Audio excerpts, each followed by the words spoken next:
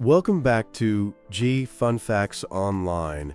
Today we are abandoning the idea of the atmosphere as a clockwork machine and stepping into a world where weather is geometry and where the shape of a storm is more important than the physics that drive it. We are talking about a radical shift in meteorology that moves away from brute force calculus and toward the intersection of topology and artificial intelligence. Specifically, we are looking at how we predict the unpredictable, those sudden, chaotic floods that seem to defy traditional forecasting by using a technology from the 1980s called self-organizing maps.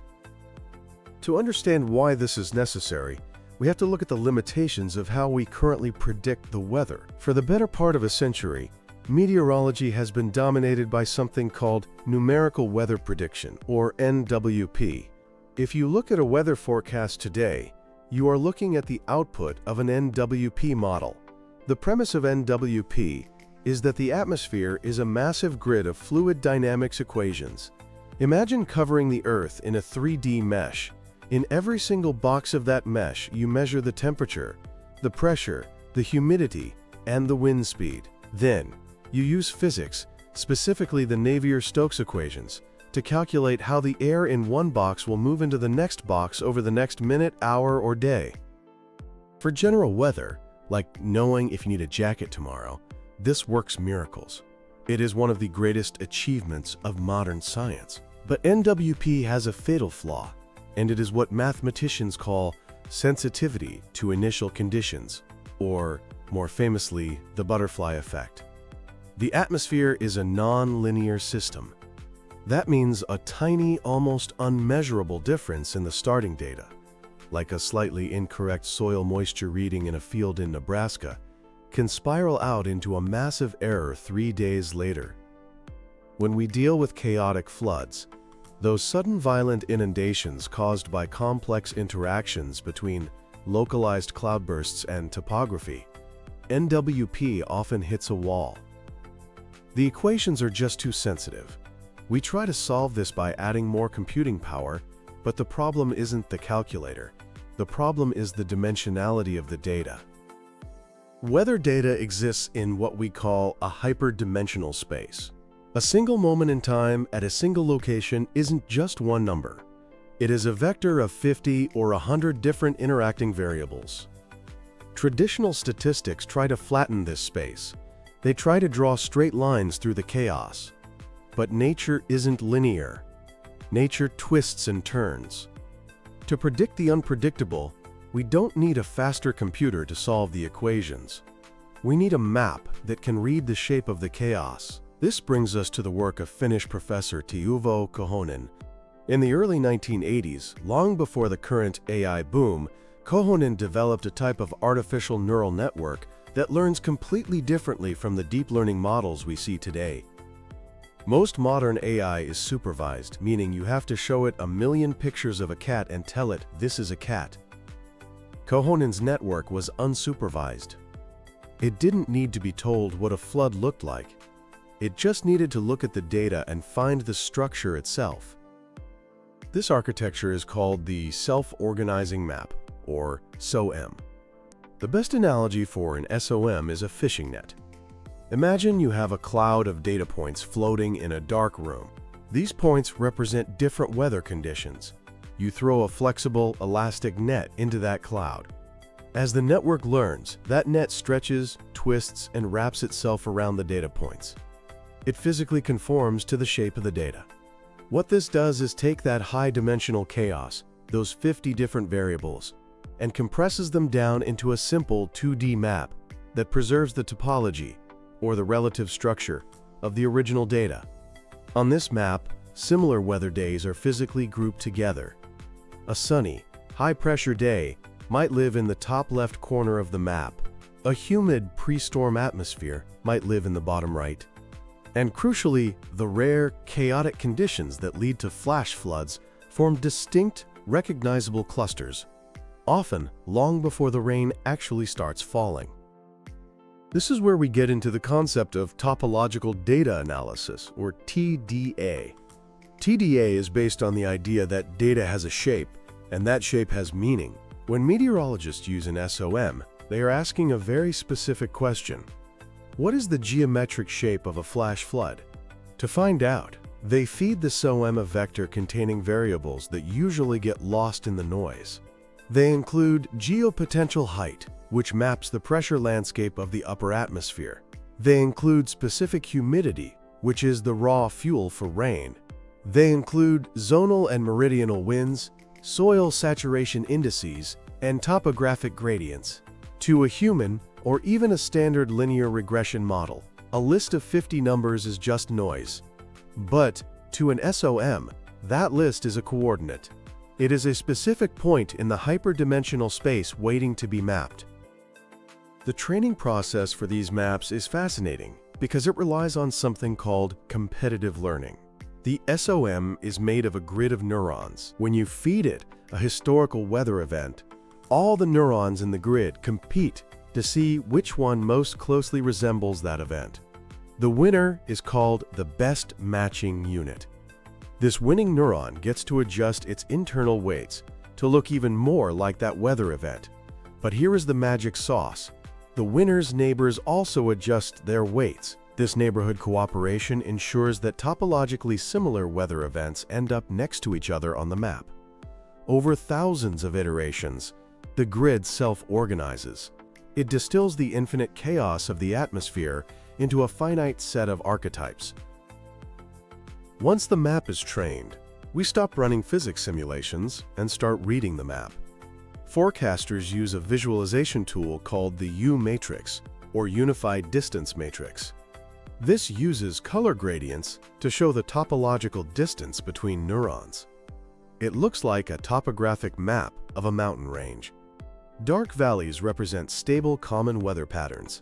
High, light-colored ridges represent unstable transitions, the tipping points where weather shifts violently. We can also break the map down into component planes. Imagine overlaying a transparent sheet, showing only humidity on top of a sheet, showing only wind shear.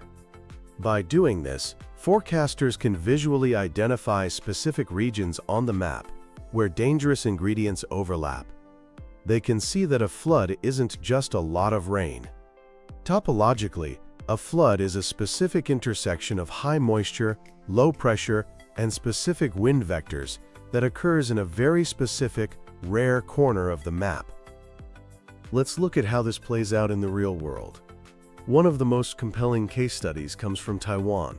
Taiwan is an island with a steep central mountain range, and it is frequently battered by typhoons. Traditional models struggle there because the interaction between a spinning typhoon and a mountain range is incredibly nonlinear. It is chaotic. Researchers used an SOM to analyze historical typhoon tracks. The SOM clustered these tracks not just by where they went, but by their hydrosignature, the specific combination of speed, angle of approach, and atmospheric pressure. The result was striking. The SOM identified specific clusters of typhoon tracks that were historically associated with catastrophic flooding in specific reservoirs.